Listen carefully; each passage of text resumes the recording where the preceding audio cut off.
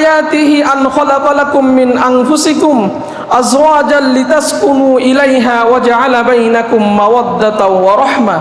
আল্লাহ রাব্বুল আলামিন সূরা রুমের 21 নম্বর আয়াতে বলেন যে আমি আল্লাহ রাব্বুল আলামিন তোমাদের থেকেই তোমার জীবন সঙ্গিনীকে আমি আল্লাহ রাব্বুল আলামিন সৃষ্টি করছি, যাতে তোমরা প্রশান্তি লাভ করো, তাদের কাছে যে তোমরা যাতে প্রশান্তি লাভ করো, এবং তোমাদের মাঝে আমি আল্লাহ রাব্বুল আলামিন প্রেম, ভালোবাসা, আদর, স্নেহ, মায়া, মমতা আমি রব্বুল আলামিনের পক্ষ থেকে সৃষ্টি করে দিছি।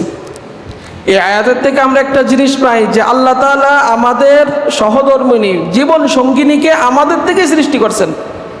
এই জন্য নবীজি বলেন যে বাম পাজরের বাঁকা হাড্ডি দিয়া আল্লাহ রাব্বুল আলামিন নারীদেরকে কি করছেন? সৃষ্টি করছেন।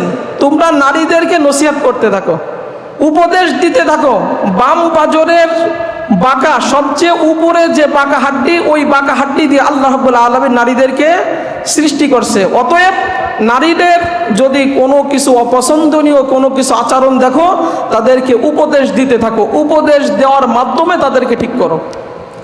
যদি তাদের উপদেশ না দাও, ওরা যেহেতু বাঁকা, উপদেশ না দিলে বাঁকা বাঁকাই থেকে যাবে। আর যদি একবারে সোজা করতে যাও ভেঙে যাবে, আর যদি না করতে যাও তাহলে বাঁকা বাঁকাই থেকে যাবে। এই জন্য আস্তে আস্তে উপদেশ দিতে দিতে নারীদেরকে তোমরা কি করো? ঠিক করো, সোজা করো, নারীদেরকে সঠিক পথে তোমরা নিয়ে আসো। কিন্তু আমরা সঠিক করতে যে বেঠিক কাজ করে ফেলি, স্ত্রীদেরকে পিটাই না?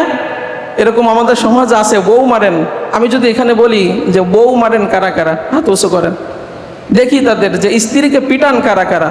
অথচ হাদিসে কোরআনে আল্লাহ রাব্বুল আলামিন নিষেধ করছেন, মৃদু আঘাত করার কথা বলা হয়েছে, যাতে দাগ এটা না বসে। এটা মুহাম্মদুর রাসূলুল্লাহ সাল্লাল্লাহু আলাইহি ওয়াসাল্লাম রাগের মাথায় মুখমণ্ডলে মুখে আঘাত করতে স্ত্রীদেরকে মুহাম্মদুর রাসূলুল্লাহ সাল্লাল্লাহু আলাইহি ওয়াসাল্লাম নিষেধ করছেন। একজন ব্যক্তি মুহাম্মদুর রাসূলুল্লাহ সাল্লাল্লাহু আলাইহি ওয়াসাল্লাম বলতেছেন, ইয়া রাসূলুল্লাহ, আমার উপরে আমার স্ত্রীর কি অধিকার আছে, কি হক আছে, আপনি একটু আমাকে জানাই দেন, আমি সেই অধিকারগুলো নিশ্চিত করব। মুহাম্মদুর রাসূলুল্লাহ সাল্লাল্লাহু আলাইহি ওয়াসাল্লাম বলেন, তোমার উপরে তোমার স্ত্রীর অধিকার হচ্ছে তুমি যে মানের খাবার খাবে তাকেও সেই মানের খাবার খাওয়াবে, তুমি যে মানের পোশাক পরিধান করবে তাকেও সেই মানের পোশাক পরিধান করাবে, তাকে মুখমণ্ডলে তুমি আঘাত করবে না, অশ্লীল ভাষায় গালিগালাজ করবে না, তার সাথে কথা বন্ধ দেবে না, চলাফেরা বর্জন করবে না, একা একই তাকে কোথাও ছেড়ে যাবে না। আমরা এখানে নামাজিওয়ালা মুসলমানদেরকে যদি বলি যে আপনি একজন আপনারা বলেন যে আমি আমার স্ত্রীকে জীবনে কোনোদিন গালি দেয় নাই, কোন ভালো আল্লাহর বান্দা আমরা আছি যে আমরা এটা বলছি যে আমি অশ্লীল ভাষায় রাগের মাথায় কখনো, আর এখন তো রাগের মাথায় আমরা 3 তালাক 14 তালাক বউরে দিয়ে ফেলি, আবার তাকে নিয়ে আমরা সংসারও। এই অধ্যায়গুলো আমাদের অজানা, আমাদের জানতে হবে এইগুলা আমরা কি করতেছি নামাজ রোজা করে। এজন্য মুহাম্মদুর রাসূলুল্লাহ সাল্লাল্লাহু আলাইহি ওয়াসাল্লাম, এটা তোমার অধিকার, তার অধিকার তোমার প্রতি, তুমি তাকে অশ্লীল ভাষায় গালিগালাজ করবে না। কারণ তুমি যদি মারা যাও, তোমার স্ত্রী যদি মারা যাওয়ার পরে আল্লাহর কাছে বলে, আল্লাহ আমার যে স্বামী যার সাথে আমি এত বছর সংসার করলাম, এর কাছ থেকে আমি কখনো অন্যায় অত্যাচার জুলুম নির্যাতনের শিকার হয় নাই, এই ব্যক্তি ভালো ছিল, আপনার স্ত্রীর সাক্ষী কবুল করে আল্লাহ আপনাকে জান্নাত দিয়ে দেবে। কিন্তু আমরা কিন্তু এরকম ভালো স্বামী।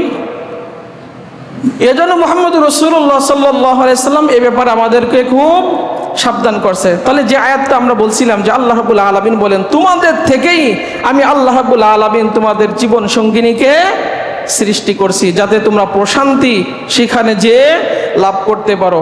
আমি তোমাদের উভয়ের মাঝে মায়া, মমতা, ভালোবাসা, হৃদ্রতা আমি আল্লাহ রাব্বুল আলামিন সৃষ্টি করে দিয়েছি।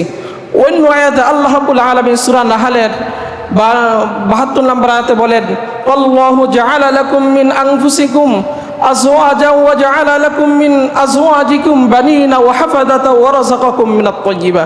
আমি আল্লাহ রাব্বুল আলামিন তোমাদের থেকেই তোমাদের জীবন সঙ্গিনীকে সৃষ্টি করছি, তোমাদের সন্তানাদি আমি আল্লাহ রাব্বুল আলামিন তার মাধ্যমে দুনিয়াতে নিয়ে আসছি।